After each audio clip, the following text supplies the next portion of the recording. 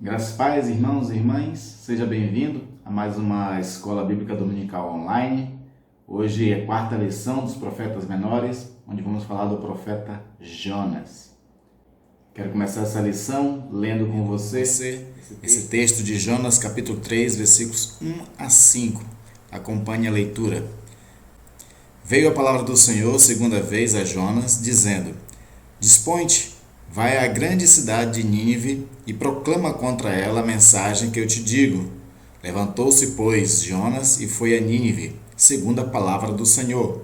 Ora, Nínive era cidade muito importante diante de Deus, e de 3 dias para percorrê-la. Começou Jonas a percorrer a cidade, caminho de um dia, e pregava, dizendo: Ainda 40 dias e Nínive será subvertida. Os ninivitas creram em Deus e proclamaram um jejum e vestiram-se de panos de saco, desde o maior até o menor. Vamos fazer uma oração inicial? Amado Pai, querido Deus, pedimos a Tua graça e bondade, Senhor, nesse momento de estudo, pedindo que o Espírito Santo, Senhor, que inspira os autores, seja o que ilumina as nossas mentes e os nossos corações para compreender as verdades, Senhor, transcritas nesses textos. Que a Tua verdade sagrada, Senhor, brote em nossos corações e assim ela cresça, se torne, Senhor, uma árvore de conhecimento, Senhor, da sabedoria espiritual, da sabedoria divina. Esteja abençoando meus irmãos e irmãs que estarão, Senhor, acompanhando esse estudo. Que a eles também o Espírito Santo dê sabedoria, compreensão, dê insights e principalmente, ó Deus, edifique cada um. Assim pedimos em nome de Jesus. Amém. Então nós vamos falar hoje do profeta Jonas, da qual muitos já conhecem a história do Jonas, principalmente pelo fato de ter sido engolido por uma baleia. Quando você procura na internet alguma coisa sobre foto do profeta Jonas, você encontra essas imagens desse tipo, né? De ele já numa praia, cuspido, vomitado por um peixe. É uma história que é muito contada nas escolas dominicais para criança, por conta da novela, do romance, né, que tem como característica essa obra. Ela é classificada como uma espécie de pequeno conto, como se fosse uma espécie de um romance cômico, por conta de algumas situações que nós vamos ver depois aí. Então é uma história das mais conhecidas entre os profetas menores, e nós vamos hoje estar abordando sobre ele e vendo o que mais o texto fala, além dessa questão de Jonas ter sido engolido por um grande peixe. Então nós vamos estar vendo primeiro quem é o profeta Jonas e assim conhecendo ele, sua temporalidade, para depois entendermos também qual o objetivo do livro, por que ele escreveu esse livro, ou se foi ele mesmo que escreveu, se foi outro. A gente vai compreender um pouco mais essas questões ao longo da aula. Então acompanhe aí uma pequena biografia do Jonas. Jonas foi um profeta hebreu que viveu durante o reinado do rei de Israel Jeroboão II, em meados do século 8 a.C. Ele mesmo diz que é filho de Amitai, não só ele diz, mas como o autor também diz, Segunda Reis também fala, né? Ele veio da cidade Gad-Hefer, uma aldeia de Zebulon, situada nas vizinhanças de Nazaré. E ele profetizou na época do início do reinado do rei Jeroboão II, por volta de 782 a 753 a.C. E ele profetiza algumas coisas a respeito de como vai ser o reinado do Jeroboão II e se concretiza. Aí o autor que escreveu Segunda Reis, ele narra essa pequena parte dessas profecias e faz a referência a esse profeta. Então, Segunda Reis 14, 25 diz: Restabeleceu ele os limites de Israel, está falando de Jeroboão. Então ele restabeleceu os limites de Israel desde a entrada de Ramate até o mar da planície, segundo a palavra do Senhor, Deus de Israel, o qual falara por intermédio de seu servo Jonas, filho de Amitai, o profeta, a qual era de Gad-Hefer. Então você vê que, pelo menos para a tradição bíblica, esse profeta ele de fato existiu, ele foi uma pessoa real dentro de um contexto histórico. apesar de que a forma escrita do texto ele tem a forma literária de romance, mas o personagem é um personagem real. E o texto de 2 Reis vai colocar isso. Então, se cria em toda a tradição bíblica de que essa novela ela não era uma ficção, no sentido de que estava contando uma mentira ou um romance invencional. Eles criam que, apesar do modelo literário, nós estava se referindo a uma figura de uma pessoa real que profetizou, teve o seu ministério no período do reinado de Jeroboão II. E aí uma coisa que eu quero explicar primeiro é que nós estamos estudando os profetas Jonas, como eu fiz com uma proposta, mais ou menos de forma cronológica, daquilo que é possível a gente tentar datar com cronologia. E aqui, propositalmente, fez o seguinte: Jonas, ele é um profeta antes de Amós, antes de Oséias, que foi um profeta que nós já falamos. E o fato de eu abordar isso agora, porque antes, com Amós, com Oséias e com Miqueias, você tem ali todos esses profetas falando da futura queda, e no caso Miqueias ele já está vivendo o período da queda da Samaria pela invasão assíria.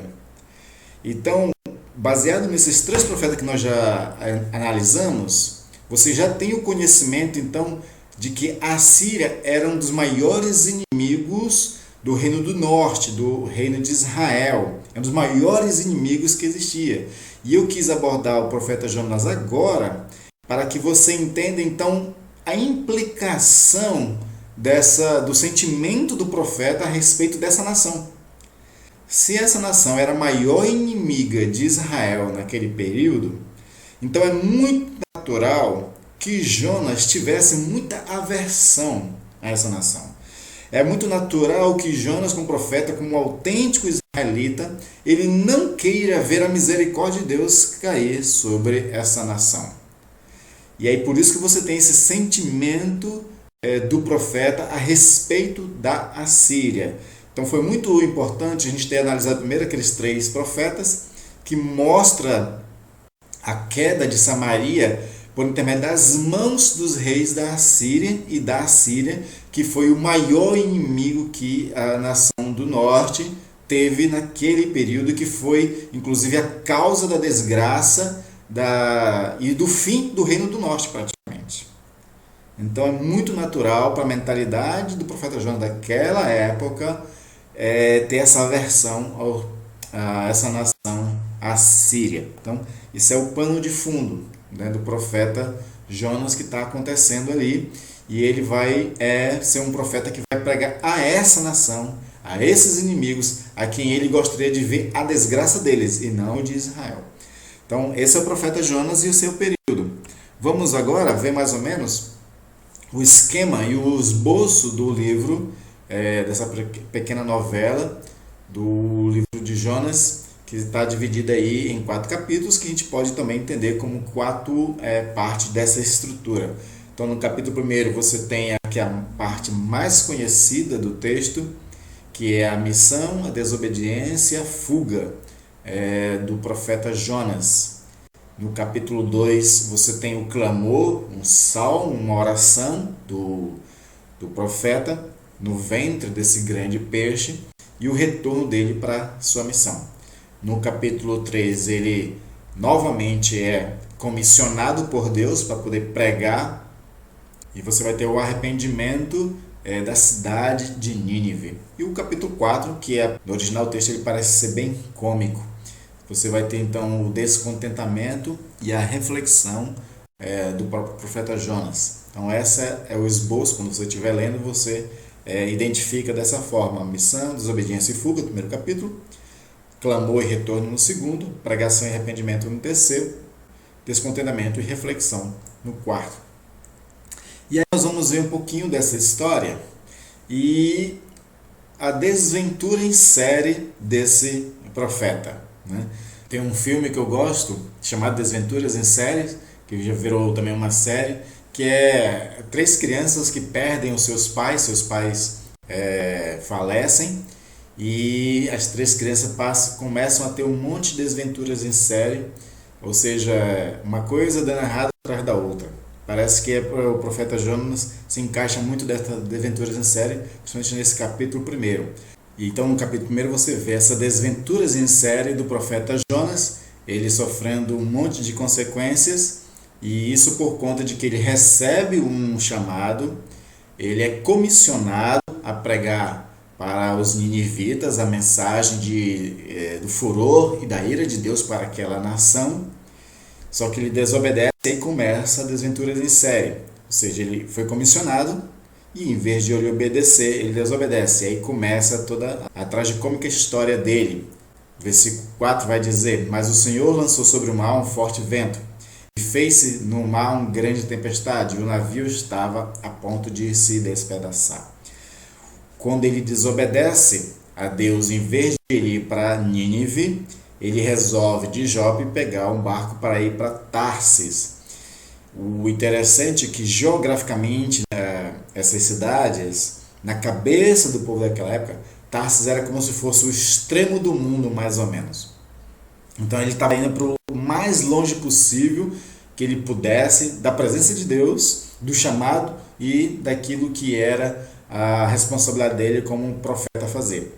Então ele vai embora e no meio dessa viagem Deus começa a intervir para que as intenções do profeta sejam frustradas e não as intenções dele.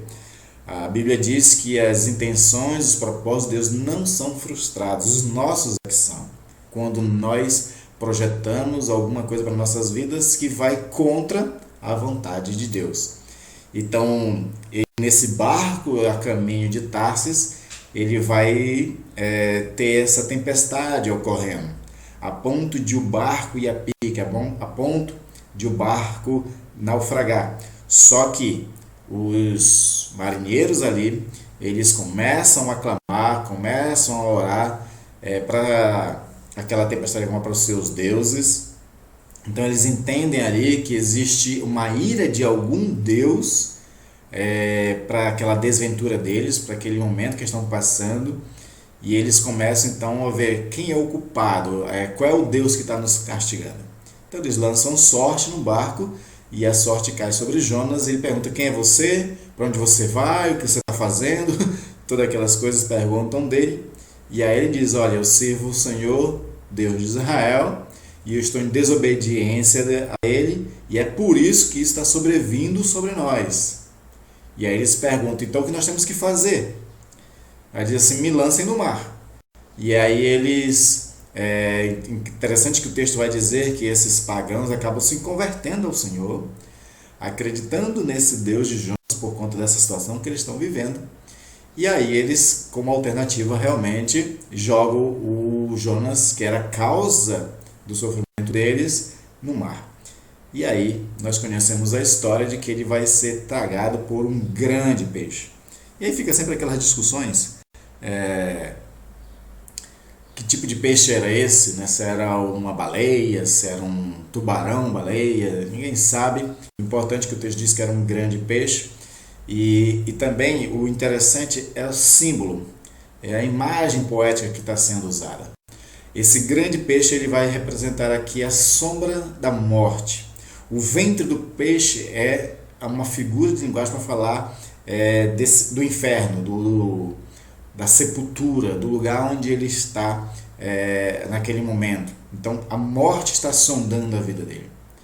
A sepultura está sendo a morada dele naquele momento. Por isso que Jesus vai fazer uma referência a Jonas quando diz que o único sinal que aqueles incrédulos fariseus e escribas iam ter era o sinal de Jonas a respeito do próprio Jesus, onde Jesus também passaria 3 dias e 3 noites no ventre, né, da morte, que seria ali seria a terra, a sepultura.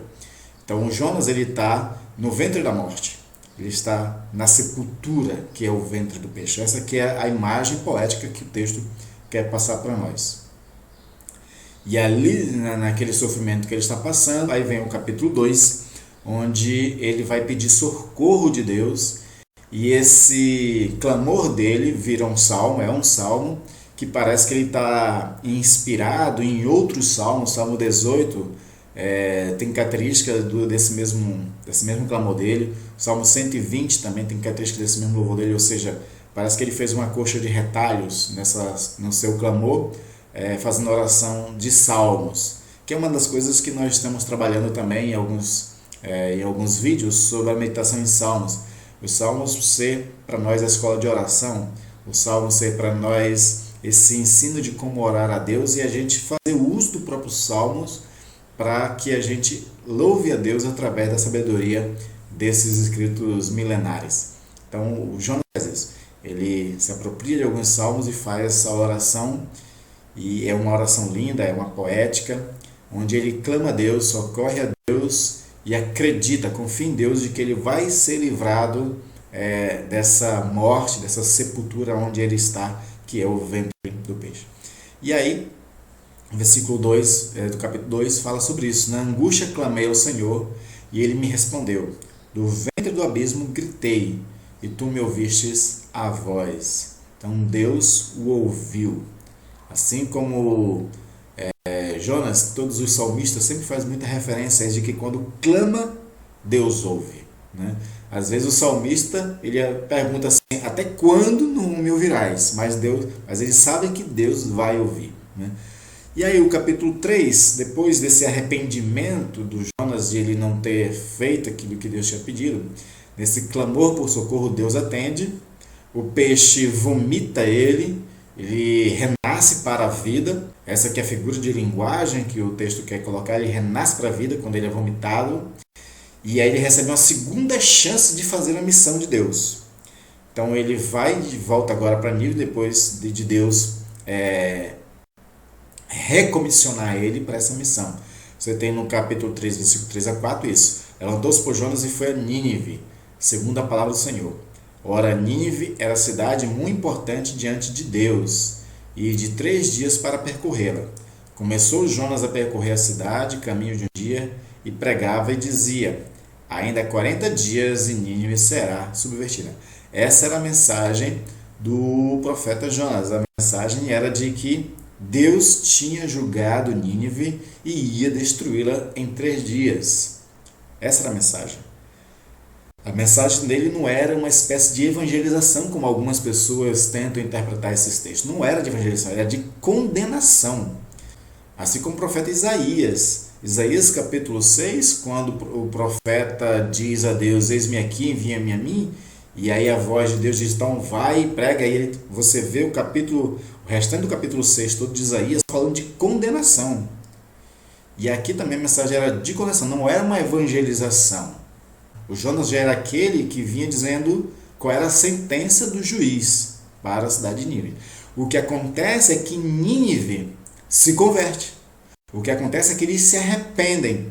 O líder da nação, ele conclama toda a nação a esse arrependimento, a essa conversão, e eles se humilham quando ele usa a expressão no capítulo 3, se cubram de saco e cinzas. Essa era a figura de linguagem para aquele período de humilhação. E ele apregou um jejum na nação inteira, até para os animais, para que todos realmente se arrependessem dos seus pecados. E dentro desse arrependimento, Deus olha e se compadece e se arrepende de trazer essa condenação para Nínive, e ele desiste dessa condenação por conta do arrependimento. E aí o capítulo 4, você vai ter essa troca de ordem do Jonas, no sentido de que ele ficou descontente pelo arrependimento dos seus inimigos, porque a Síria, Nínive, que era a capital da Síria, eles se arrependem, e esse inimigo a qual Jonas tinha o maior prazer de ver destruído, eles são poupados. Então por isso que eu chamo de troca de ordem. Por quê? Nessa troca de ordem, agora no capítulo 4, Deus faz uma coisa muito interessante para dar uma grande lição para Jonas e, claro, para todos aqueles que vão ler esse texto sagrado. A troca de ordem acontece da seguinte forma. Jonas está numa espécie de montanha, olhando para a cidade, ele estava esperando a destruição de Nínive e acaba não acontecendo. E aí Deus faz nascer uma planta que sirva de sombra para ele e de encosto, para ele ficar encostado. Ele se alegra com aquela planta. Mas ele está descontente por conta de que a Nínive não foi destruída. E aí no dia seguinte, Deus manda um verme, uma peste, e acaba com a planta. Aí ele fica desgostoso com a planta. Ele fica desgostoso porque a planta morreu. E aí vem esse trecho dessa conversa entre Deus e Jonas que diz o seguinte, capítulo 4, versos 10 e 11. Tornou o Senhor: tens compaixão da planta que te não custou trabalho, a qual não fizeste crescer, que numa noite nasceu e numa noite pereceu? E não hei eu de ter compaixão da grande cidade Nínive, em que há mais de 120 mil pessoas que não sabem discernir entre a mão direita e a mão esquerda, e também muitos animais? O ensino de Deus para Jonas aqui é o seguinte: você está com pena de uma planta que você não teve trabalho nenhum, você não semeou, você não regou, você não fez nada por ela. Ela nasce num dia, no segundo dia ela morre. Você está com pena dela. Se você tem pena dela, pode ser justo você ter pena dela. Ele já é uma espécie de ecologista, o Jonas aí, né? Se você tem pena dela, não hei eu de ter pena muito mais de 120 mil pessoas que não sabem discernir a mão direita da esquerda? Essa é uma figura de linguagem para dizer da ignorância religiosa de Nínive, de um povo que adora outros deuses por conta da sua ignorância, de não conhecer o Deus verdadeiro. E na oportunidade de conhecer o Deus verdadeiro, eles se convertem.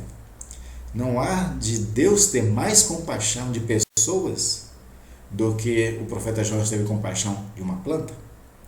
Jesus traz essa mesma figura de linguagem para nós quando ele vai dizer a respeito do homem e a ansiedade. Ele diz assim: vocês ficam ansiosos por tanta coisa, pelo que comer, pelo que vestir.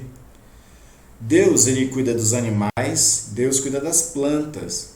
Um pássaro, ele não planta, não rega, não faz nada, e Deus as alimenta.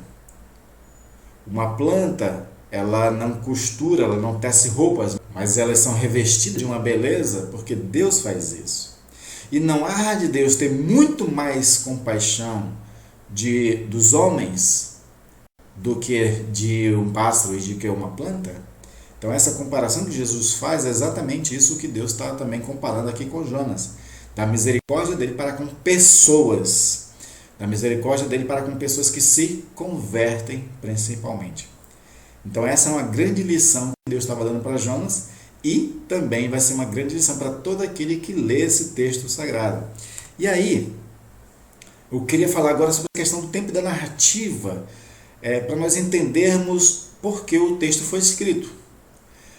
Se compreende na tradição cristã que Jonas, como nós já abordamos, ele é um profeta real, é uma pessoa que existiu de fato num contexto histórico, como nós tratamos ali no período do reinado de Jeroboão II, o Reino do Norte, mas o tempo do escrito é diferente do tempo vivido. Existe o tempo vivido, que foi o tempo do rei Jeroboão II. O tempo narrado, a escrita do texto, é uma outra temporalidade e acredita-se que essa temporalidade seja depois do exílio. Acredite-se nisso. Algumas coisas estavam acontecendo depois do exílio e aí alguém escreve esse texto, traz essa história antiga para poder trazer um ensino para a temporalidade posterior, né? Então, a primeira coisa que o texto vai querer ensinar para uma época posterior é de que o inimigo pagão se converte. Israel, ele se considerava o único povo eleito. Eles acreditavam que a misericórdia de Deus só cabia a eles, que as outras nações, o único direito que as outras nações tinham era de perecer, de sofrer a ira de Deus. E aí então esse texto traz a compreensão de que o inimigo pagão também se converte. Isso é uma coisa muito interessante para nós abordarmos. Inclusive, nessa questão do pós-exílio, os textos de Jeremias, textos de Isaías, eles vão dizer umas coisas interessantes a respeito do povo da Pérsia, principalmente do seu rei.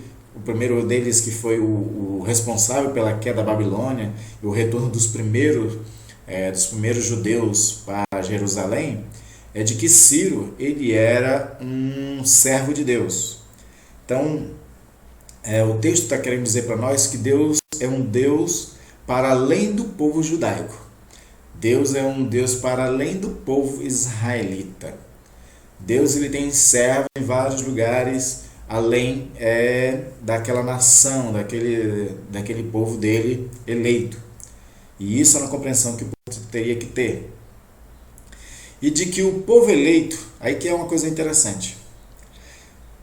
Deus ele se arrepende de julgar Nínive por conta da conversão do povo de Nínive. E isso é uma grande lição para o povo de Israel, porque Nínive se converteu pela pregação do profeta Jonas. E o próprio povo de Israel, com uma série de profetas pregando a respeito do julgamento de Deus sobre Israel, Israel não se converte. Ou seja, a lição que o livro de Jonas quer dar para o povo israelita é de que eles estão vivendo em pecados, eles são um povo eleito, eles acham que nenhum mal venha acontecer a eles, mas Deus julga. E quando Deus manda o profeta dizendo esse julgamento, o que Deus espera é a conversão desse povo, para que também Deus se arrependa de julgar o povo como Deus se arrependeu de julgar Nínive. Só que o povo eleito, o próprio povo de Deus, não se arrepende. Então isso é um duro ensinamento para o povo israelita naquele momento. Ou seja, o inimigo, aquele que é idólatra, aquele que é pagão, aquele que não tem Deus no seu coração, ele se arrepende. E o povo eleito não se arrepende. Então esse é um grande ensinamento duro que Jonas está dando através desse livro para o povo de Israel. A mesma forma que Jesus fez com os fariseus, né? Jesus fala dos samaritanos, que parece que eles têm mais arrependimento do que o povo de Israel. Você tem, por exemplo, aquele texto de Jesus que cura 10 leprosos e um só retorna para agradecer ao Senhor, e era justamente o samaritano. O texto vai dar ênfase no samaritano, porque esse samaritano ele é agradecido a Deus, ele tem mais fé em Jesus do que os ingratos, outros que eram judeus. Também Jesus vai contar a parábola do bom samaritano para colocar o samaritano em evidência e em detrimento de um sacerdote e de um levita. Então você tem Jonas e Jesus aí fazendo esse contraponto de forma dura para o povo de Israel, para o povo judeu, de que parece que aqueles que ele mais odeiam é os que mais estão próximos de Deus, com arrependimento e conversão. Então esse é um grande ensinamento. Existe uma outra teoria muito interessante sobre a questão da importância do texto de Jonas ter sido escrito posteriormente, no período do pós-exílio, por conta de que quando o povo estava no exílio, muitas daquelas pessoas no exílio nasceram no exílio. O exílio de Judá durou 70 anos, lembra da profecia do Jeremias? Né? Durou 70 anos. E durante esses 70 anos morreu muitos que foram para lá, para o exílio, e nascem outros judeus naquele período.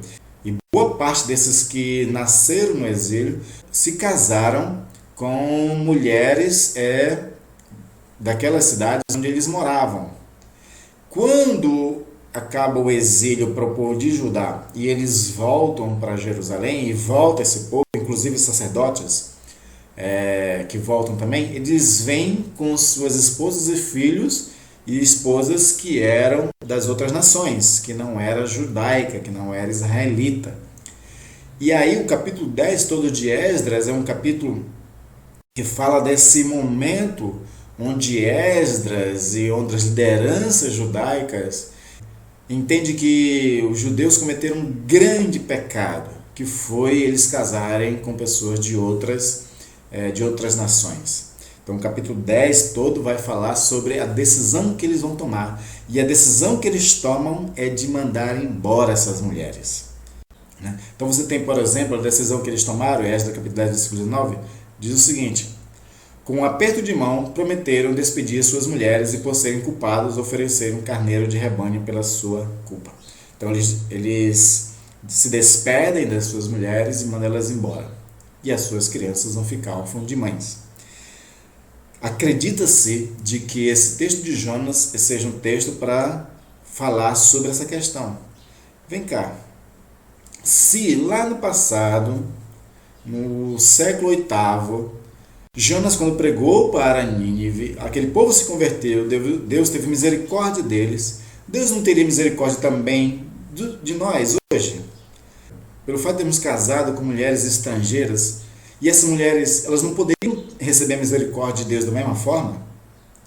Então traz essa espécie de crítica a essa decisão que foi tomada pela liderança judaica, obrigando todo judeu a ter que mandar embora as suas mulheres. Então acredita-se, é uma das teorias que se tem também para que esse texto tenha sido escrito, para trazer esse ensinamento de que Deus é um Deus para além do povo judaico, desse livro. E aí vamos para a mensagem conclusiva. Qual a principal mensagem desse livro? Qual a principal mensagem desse conto, dessa novela de Jonas? É tratar da misericórdia de Deus. Jonas desobedeceu a Deus. Ele clamou no ventre do peixe. E Deus teve misericórdia dele e fez ele ser vomitado, fez ele renascer e o vocacionou novamente para a sua missão. A mensagem de condenação foi pregada para a cidade de Nínive. Aquele povo se converteu e Deus agiu de misericórdia. E é essa misericórdia que está sendo criticada por Jonas, o profeta especificamente.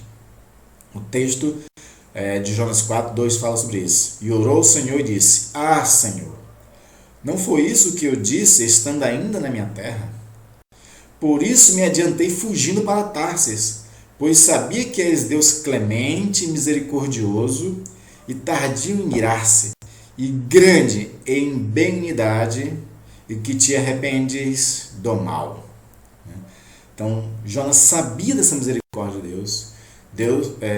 Jonas sabia da clemência de Deus e de que qualquer coisa que acontecesse de arrependimento, Deus ia se arrepender de condenar, de trazer destruição sobre Nínive.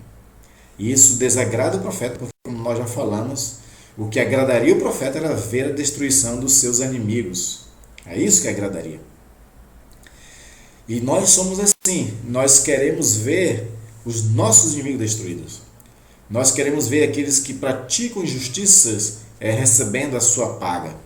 Nós gostamos e nos alegramos de ver quando as pessoas que fazem algum mal contra nós recebem algum tipo de condenação ou punição por isso.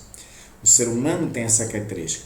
Jesus teve que lidar um pouco com isso quando ele vai trazer uma parábola para falar sobre isso, que é a parábola do Senhor da vinha, onde Jesus fala de uma parábola que um senhor de uma vinha, às 6 horas da manhã, contrata trabalhadores para a vinha e diz que vai pagar para eles um certo valor, um dracma. E aí, quando dá 9 horas, ele contrata outros empregados e diz: trabalha para mim, eu vou te pagar um dracma. Meio-dia, contrata outros e também oferece um dracma. E lá para o final da tarde, já encerrando o expediente, ele contrata mais alguns e diz que vai pagar um dracma.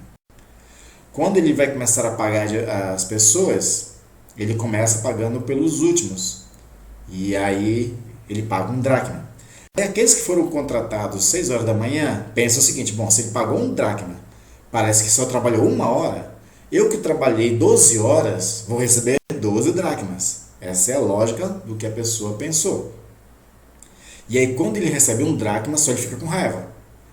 Aí na parábola Jesus diz o seguinte para a pessoa: não foi um dracma que eu combinei com você?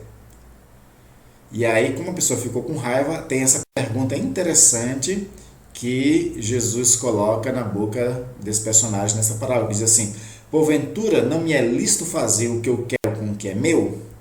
Ou são maus os teus olhos, porque eu sou bom.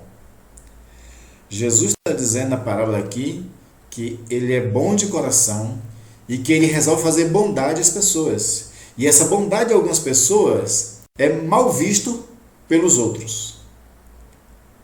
No caso daquele que trabalhou o dia inteiro, ele acha que esse senhor ele é ruim por ter sido injusto para com ele e ter pago um dracma para ele, assim como pagou um dracma para quem trabalhou menos. Mas o que Jesus quer ensinar para o povo de Israel é que Deus ele é misericordioso, Deus ele é bom, os últimos serão primeiros, os primeiros serão os últimos, e ele faz como lhe apraz. Esse texto de Jonas capítulo 4, na verdade até o livro todo, ele pode ser muito bem interpretado à luz de Romanos 9, por exemplo, em que Deus diz que ele age misericórdia para com quem ele quiser. Ou seja, não é de quem corre, não é de quem faz algum sacrifício. É de Deus usar a sua misericórdia. Deus usou a sua misericórdia para com Nínive. O homem da parábola usa de misericórdia para com aquele que trabalhou 1 hora somente. Isso é muito importante, nós entendemos que é a misericórdia de Deus, a qual Paulo vai dizer que essa misericórdia ela é infinita, ela não tem fim. E aí, lembrando mais um pouco sobre essa questão da misericórdia de Deus, Jesus ele chega a dizer, de forma dura para os fariseus e escribas, de que publicanos prostitutas terão precedência no reino de Deus do que os próprios fariseus. Porque publicanos e prostitutas hão de se converter e alcançar essa misericórdia. E os fariseus que estavam ouvindo os ensinos e as mensagens de Jesus não estavam se convertendo. Esses mesmos fariseus vão ser aqueles que vão entregar Jesus para ser morto e morte de cruz. Então esse é um grande ensinamento que Deus está dando para o seu povo eleito, que foi Israel, de que ele age com misericórdia para com quem ele quiser. E geralmente essas pessoas são aquelas que se convertem, aquelas que reconhecem os seus erros. Na tradição espiritual da patrística que nós conhecemos, que são os autores de grandes obras da espiritualidade, que vai do século II ao século VII, eles diziam que as pessoas mais próximas de Deus são aquelas que reconhecem os seus pecados. Ou seja, aquele que se considera santo, aquele que se considera justo, ele está mais distante de Deus do que aqueles que se humilham, do que aqueles que reconhecem que é pecador. A filocalia, ou mesmo a tradição exicasta, eles tinham uma oração que determinava muito bem o sentimento deles para com Deus. Eles repetiam essa oração dizendo o seguinte: Jesus, Filho de Deus Pai, tende misericórdia de mim. Eles repetiam várias vezes essa oração porque eles entendiam que eles eram passíveis da destruição, da penalidade, da condenação de Deus, porque eles eram pecadores.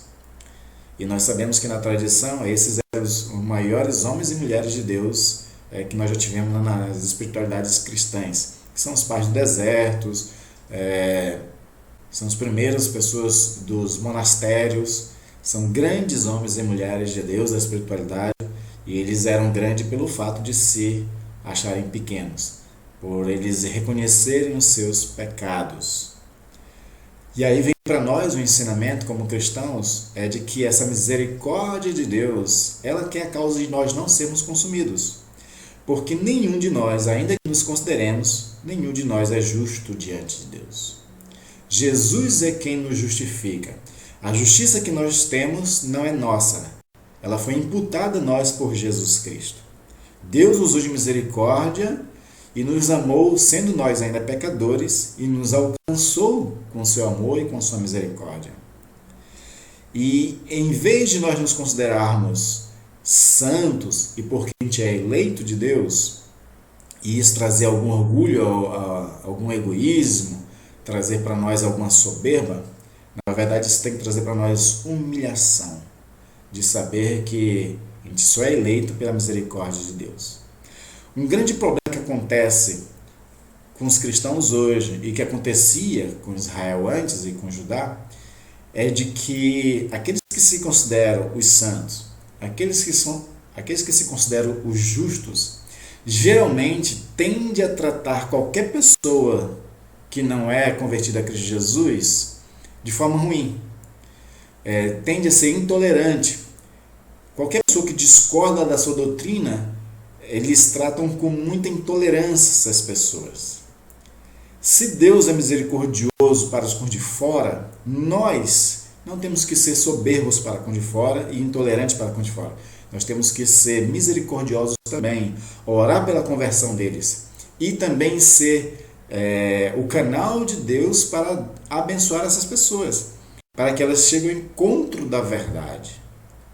Então, o grande ensino desse livro é da misericórdia de Deus, que ele aplicou para a cidade de Nínive, que era os piores inimigos da nação de Israel naquele período, e essa misericórdia não foi bem vista por Jonas. Nós temos que ser daqueles que agradecem a Deus pela misericórdia dele e que também nós temos que ser daqueles que também devemos agir com misericórdia para com os outros. E ser a voz que proclama essa misericórdia, ser a voz que leva as boas novas da graça de Deus a todos aqueles que necessitam dessa misericórdia. Que Deus faça da sua igreja contemporânea um espaço de misericórdia, uma proclamadora da misericórdia de Deus, e que ela tenha ações de misericórdia para que assim ela espelhe Deus e seja também a missionária da misericórdia de Deus, como tinha sido chamado Jonas para ser. Ele fez com muito mau grado, essa missão, e que nós façamos com muito bom grado. Deus abençoe a sua vida.